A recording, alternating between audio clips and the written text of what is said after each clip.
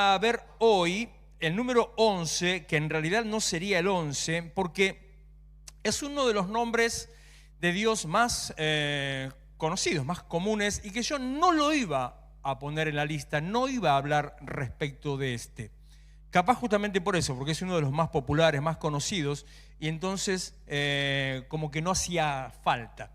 Pero en esta última semana, y más que nada el domingo, el Señor me habló sobre este punto, de lo que le estaba hablando recién, de la economía y de la condición en que estamos, y por lo tanto decidí hacer un revoleo, reacomodar. Cuando esto esté terminado y corregido, no va a ser el número 11, sino va a ser el número 7, y es el nombre Jehová Jireh, uno que se conoce, se canta, cuando cantamos en la adoración, cuando hacemos el, ¿cómo es que dice?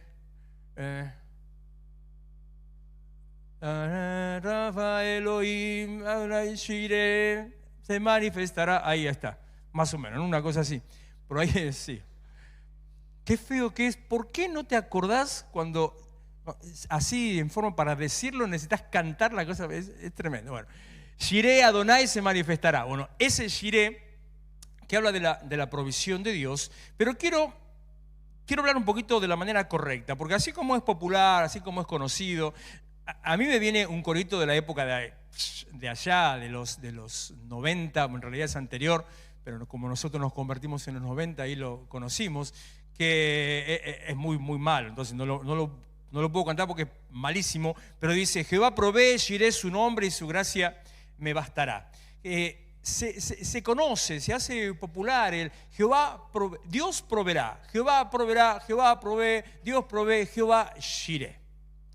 Siempre, así como es popular, siempre mal interpretado, siempre mal entendido, y no quiero decir mal enseñado, sino que a veces uno no termina de entender, o lo aprendió mal, y lo que uno aprende mal lo aplica mal, lo enseña mal.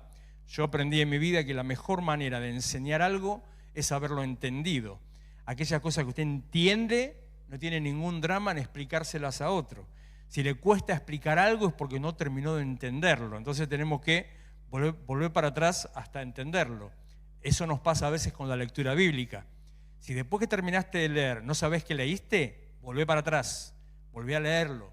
Si no podés más o menos dar una idea, un concepto de lo que Dios te habló, volvé para atrás hasta que lo entiendas.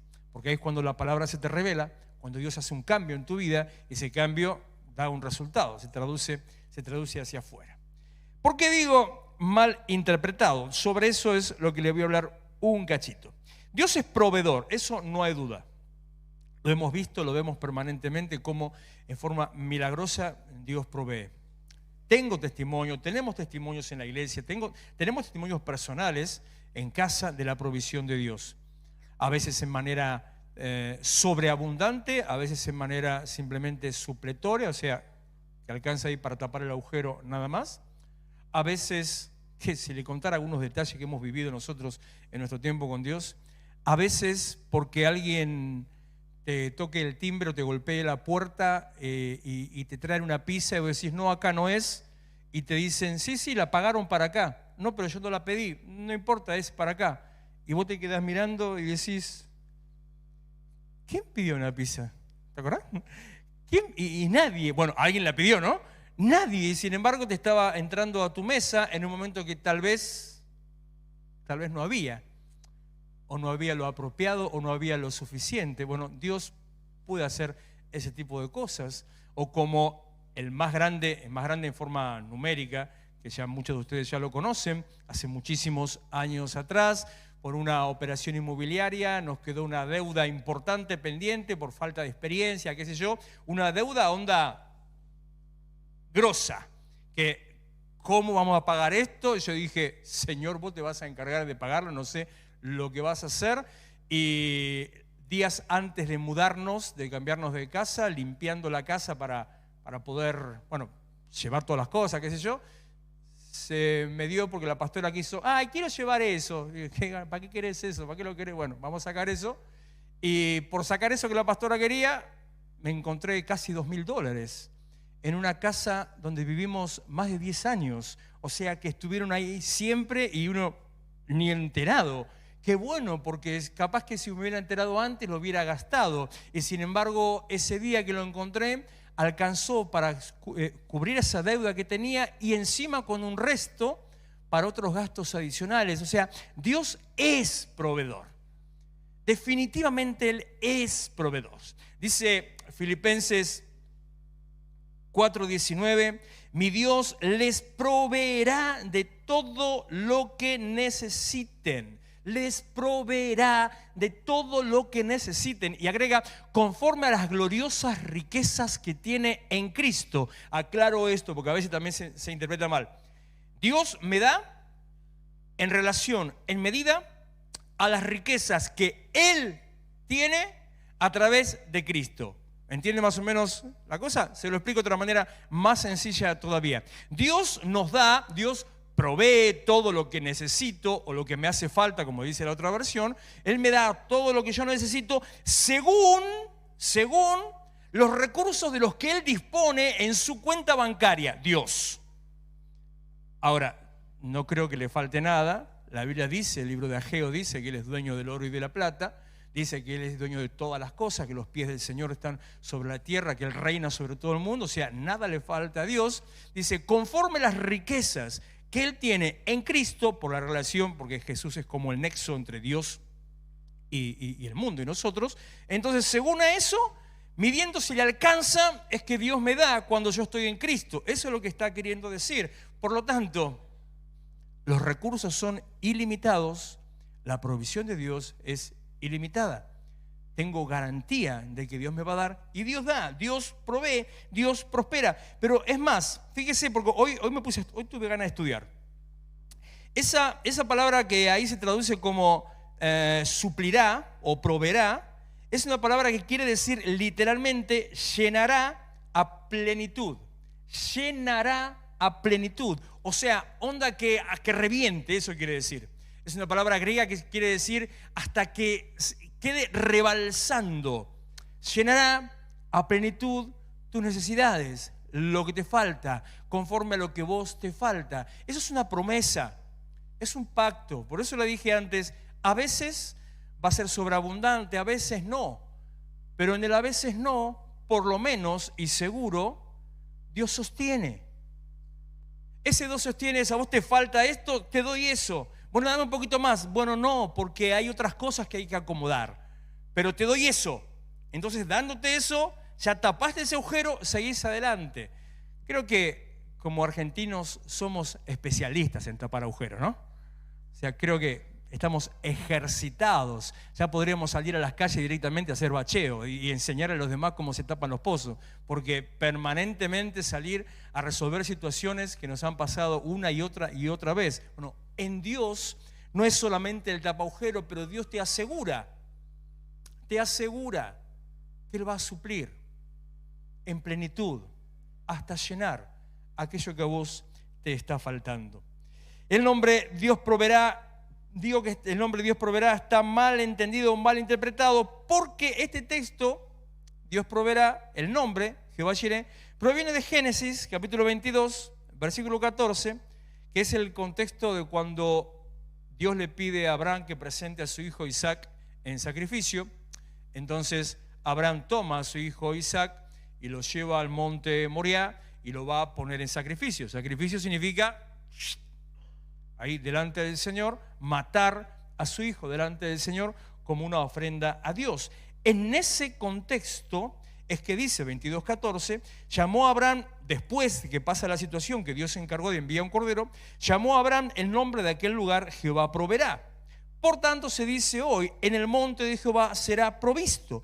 Pero esto empieza un poquito antes. El origen y significado de la provisión de Dios empieza un poquito antes, empieza unos 7 versículos antes. Porque le vuelvo a repetir, Dios le pide, sacrificame a tu hijo, a tu único. Entonces él se va con su hijo y se va con 3 sirvientes. Cuando está llegando ya cerca del monte, despide a los sirvientes, creo que no le daba la cara para que los demás se enteren que iba a matar al hijo. Y se queda con Isaac solo y siguen caminando a lomo de mula o de burro, no sé. Siguen caminando hacia el monte. Y en una de esas, Isaac empieza a mirar. Dice, Ajá. Mira los que se fueron. Dice, ¿tendrían ellos? No. Ajá. Entonces Isaac le dice a su viejo, a Abraham, a su papá, le dice, versículo 7, habló Isaac a Abraham su padre y dijo, Padre mío. Y él respondió, heme aquí. No me imagino esas conversaciones, ¿no? Padre mío, heme aquí, hijo. Y él dijo, he aquí el fuego y la leña, mas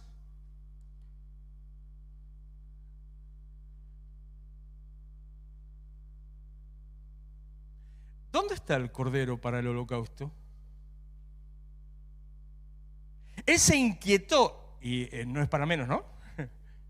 Se inquietó, empezó a pensar, hay una enseñanza adicional en esto, que se la menciono así al pasar, porque si no es para largo, que habla de la obediencia y de la fidelidad de Isaac, porque si hacemos unos cálculos así muy brutos, Abraham andaría en los 110 años aproximadamente.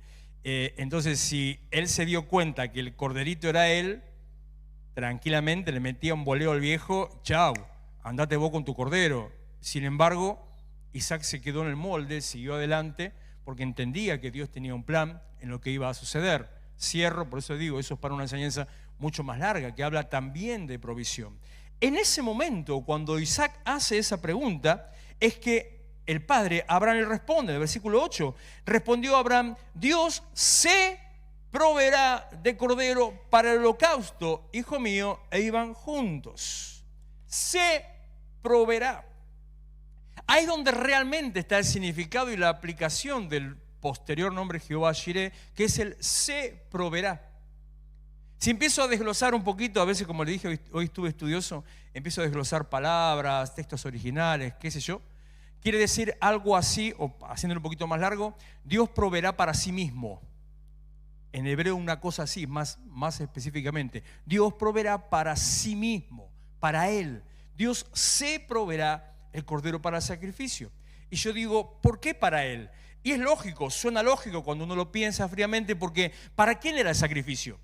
El sacrificio era una ofrenda para Dios. Abraham iba a presentar un sacrificio para Dios. Abraham iba a presentar una ofrenda para Dios, con la cual se honra a Dios, se adora a Dios, se reconoce a Dios. El que recibe ese sacrificio, repito, aunque parezca repetitivo o redundante, el que recibe ese sacrificio, esa ofrenda, esa honra, es Dios. Entonces, cuando no hay, Dios se provee para sí mismo, para que ese sacrificio, cuando sea entregado, Él lo reciba. En la forma práctica, Dios le da a Abraham para que Abraham le dé a Él. Y ese es el principio correcto de la manera en que Dios actúa en este Jehová Jireh, en el Dios proveerá. No es sencillamente el hecho de decir, tranqui, hacer la plancha en Cristo, el Señor proveerá.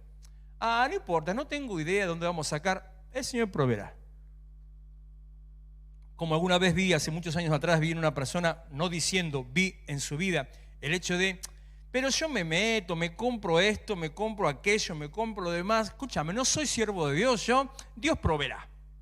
Terminó casi perdiendo su casa en una hipoteca por esa situación de compro, total, Dios proveerá. No, Dios no proveerá, aunque Dios provee. Pero Dios provee en un contexto específico. Dios provee para tapar el bache, para tapar el agujero, en un contexto más amplio. Dios provee en abundancia en un contexto más específico. Y por eso se entiende, otra vez voy al versículo 14, el final del versículo 14, que dice que si usted lo lee, seguramente si lo leyó ahora, si alguna vez lo leyó, dijo, ¿por qué dice eso? Qué sé yo, no sé lo que quiere decir, no importa. A veces nos pasa, me ha pasado siempre, textos que no los entendés del todo y bueno, seguís viaje, total, en algún momento lo entenderé un poquito mejor. Termina diciendo, o leo todo el versículo, llamó a Abraham el nombre de aquel lugar Jehová proveerá. Por tanto, porque él llamó Jehová proveerá, por tanto se dice hoy, en el monte de Jehová será provisto. En el monte de Jehová será provisto. Significa que la provisión en abundancia viene en el lugar de honra a Dios. La provisión en abundancia viene en el lugar de adoración. La provisión en abundancia viene Cuando vos, como dije antes de ser iglesia, cuando vos te comprometés en adorar a Dios y tomás un compromiso con la obra de Dios. Es como dice Mateo 6, cuando está diciendo busquen primeramente, que hablaba la otra semana, el día de sanidad, busquen primeramente el reino de Dios y su justicia, y todo lo demás será añadido. Cuando pones a Dios y la obra de Dios en primer lugar, cuando pones el trabajo de Dios, cuando tomás un compromiso, entonces vuelvo a Abraham. Dios te da para que vos le des. Y uno podría decir, como las retenciones de la AFIP, ¿no? ¿Para qué me saca? ¿Por qué no directamente le dio menos? Porque en el proceso de Dios te da para que vos le des. En ese proceso, ¿te gustó lo de las retenciones de AFIP, no, Natalia? En el proceso de Dios me da, recibo y decido. Dios me da, recibo y decido darle. En ese proceso es que entonces aparece un remanente, una bendición adicional que se me pega y empieza a fluir la abundancia. Y cuando yo, de lo que Dios me dio, aquello que Dios puso en mis manos, yo lo convierto en semilla y lo vuelvo a dar a Dios, entonces ¿sabe qué va a hacer Dios? Dios me va a volver a dar. Porque si yo decido poner en primer lugar la obra de Dios, a Dios como hombre inteligente o como ser inteligente, dice, me conviene delegar esta área en esta persona, iglesia o ministerio, porque entiende el principio. Entonces, para que esta obra en este lugar se haga, lo delego en esta persona, iglesia o ministerio, entonces dejo, porque lo que le estoy dando lo está haciendo para. Entonces le doy más, porque lo da para. Le doy más, porque da para. Y en cada una de esas, ida y vuelta, ida y vuelta, ida y vuelta, empezás a recibir y a retener la bendición. Ahora, si uno en vez de tomar lo que Dios da como semilla, que digamos que es perfectamente válido, en vez de tomarlo como semilla, lo que Dios me da, yo lo tomo como pan, por decir así, y entonces directamente lo que recibo de parte del Señor, me lo como, me lo guardo, lo uso para otra cosa, lo ahorro, entonces solamente se suplió la necesidad y nada más. Pero cuando aprendes el principio, como decía Walter, es más bienaventurado dar que recibir. Cuando aprendes ese principio, entonces empieza a fluir la abundancia. Dios suple lo que nos falta, Dios cubre lo que necesitamos, pero la provisión en abundancia viene del monte.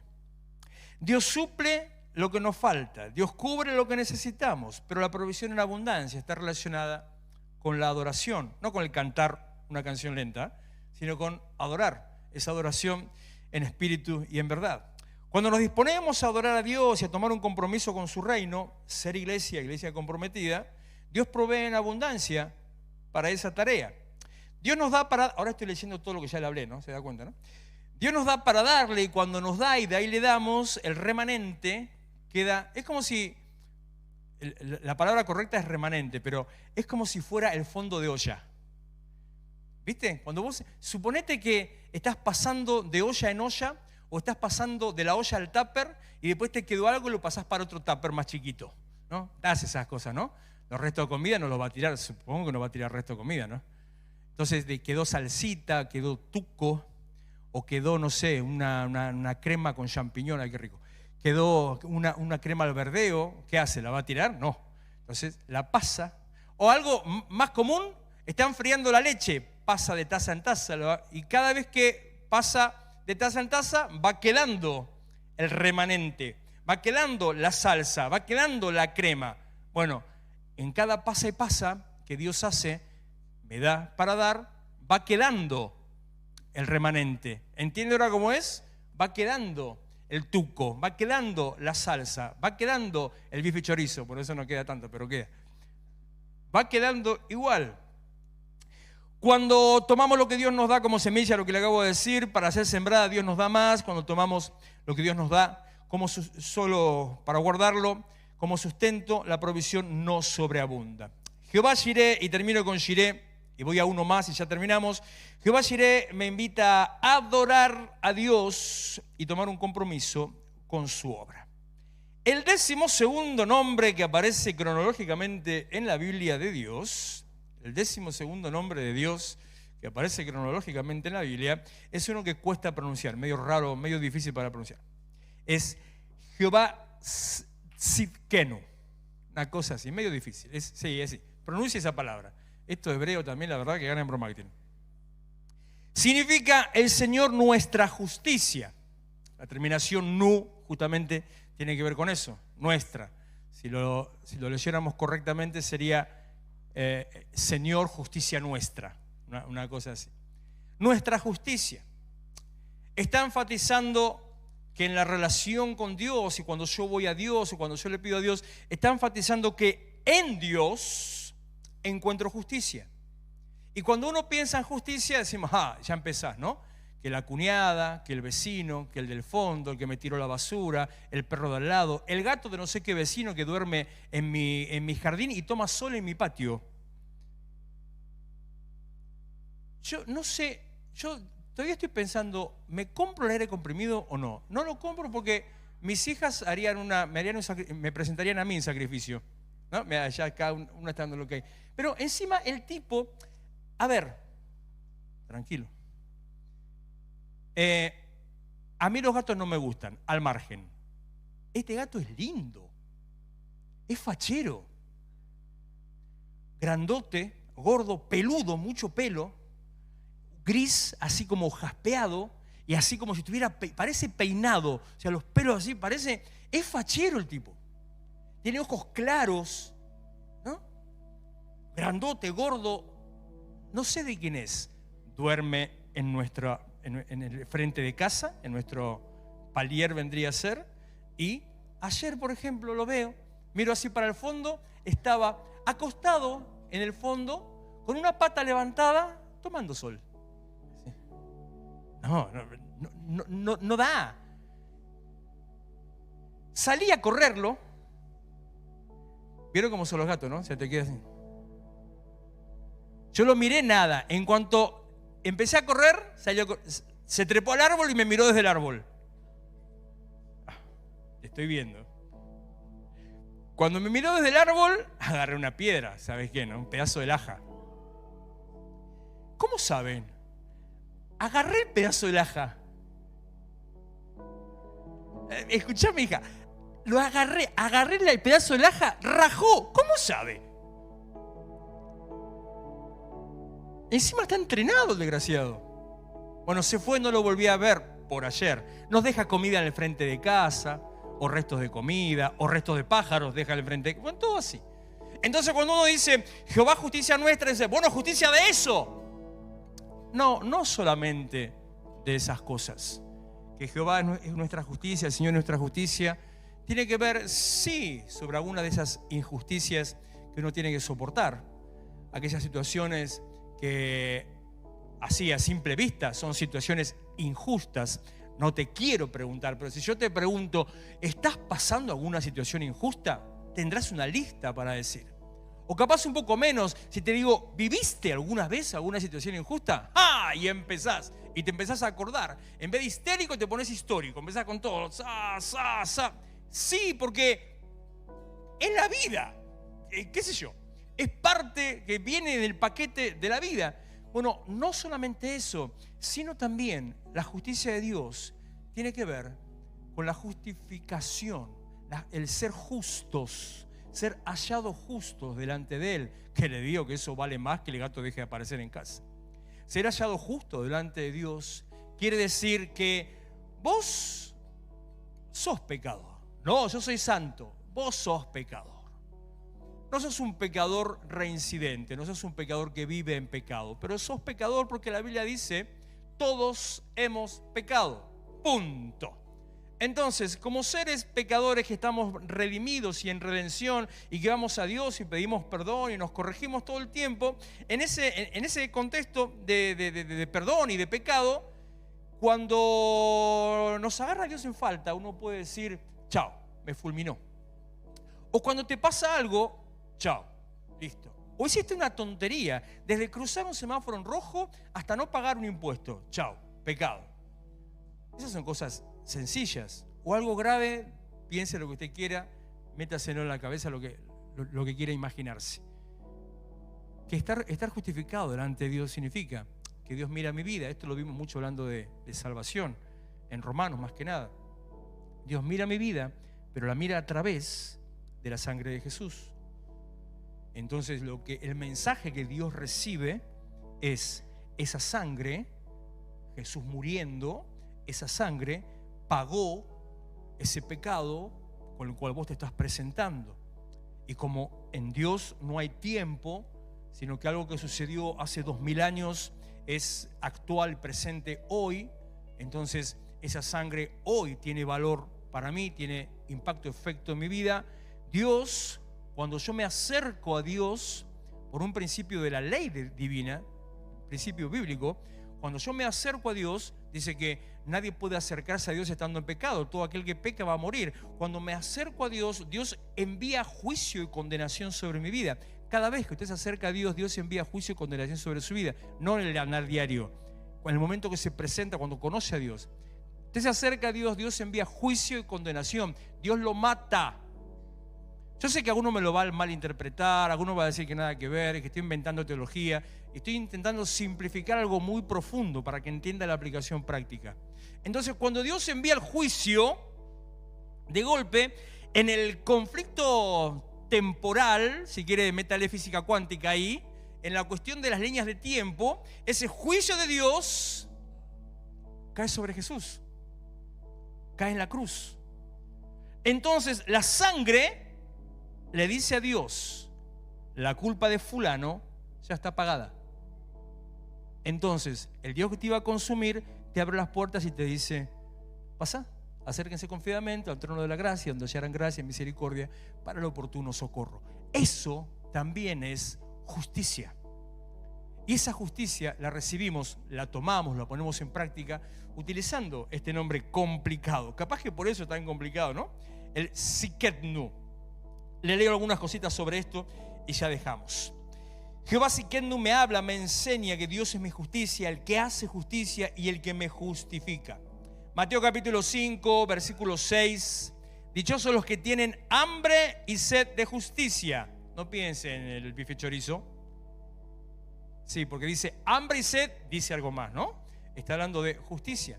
Dichosos los que tienen hambre, o bienaventurados diría otra versión, hambre y sed de justicia, porque serán saciados. Santiago 1:20.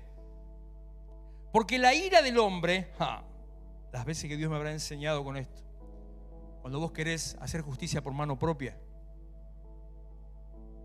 cuando querés meter mano porque Dios no obró todavía, peor, cuando no estás de acuerdo, no estás conforme con lo que Dios hizo, entonces vos vas no, Dios te faltó un poquito, entonces vos vas ahí a meter tu cuota. La ira del hombre no obra la justicia de Dios. Significa que vos podrás hacer un montón de cosas, vos podrás vengarte como quieras, podrás actuar, podrás ejecutar lo que sea. Eso no aplica como justicia de Dios. Dios no obró. Y más aún todavía, cuando usted se mete por delante en lo que tendría que esperar que Dios obre, cuando se mete por delante, le está cortando el paso a Dios. Está haciendo un obstáculo, como le dijo Jesús a Pedro. Quítate delante de mí, no me seas obstáculo, no seas adversario. Te estás oponiendo y no dejas que Dios actúe de la manera que Él considera actuar. Cuando queremos hacer las cosas a mi manera, a nuestra manera, no es a mi manera. Yo sé que uno querría, pero no es a mi manera. Yo me lo digo siempre esto. No es a mi manera, es a la manera de Dios. Romanos capítulo 5, verso 1. En consecuencia, ya que hemos sido justificados mediante la fe, la justificación por la sangre que le dije, tenemos paz con Dios por medio de nuestro Señor Jesucristo. Dios es nuestra justicia. La justicia se alcanza en Cristo, se alcanza por la fe y no es a mi manera, sino a la manera de Dios. Y lo último, Efesios 6:13. Por lo tanto, pónganse toda la armadura de Dios, para que cuando llegue el día malo puedan resistir hasta el fin con firmeza. 14, y acá viene esto. Manténganse firmes, otra vez, perseverancia, firmeza, firme en la fe. No se deje no se deje mover, no se deje chocar, no se deje asustar ni amenazar por los conflictos que pasen. Manténgase firme. Manténgase firme, ceñido con el cinturón de la verdad, algo que hablaremos más adelante, otro miércoles, protegidos por la coraza de justicia. Porque la justicia de Dios, que es la justicia en Cristo, que es la justicia por medio de la fe, que es la justicia que me hace justo delante de Él, que es la justicia que se hace a su manera y no a mi manera, se convierte en mi vida. Acá está representando un cuerpo, pero habla de toda mi vida. Se convierte en una protección, una coraza, lo que me protege todos los órganos vitales del ser humano, una coraza. De esa manera, entonces, todo aquello que quiera venir en contra tuyo, la justicia de Dios está intermediando, impidiendo que seas atacado, impidiendo que seas vencido, impidiendo que seas derrotado.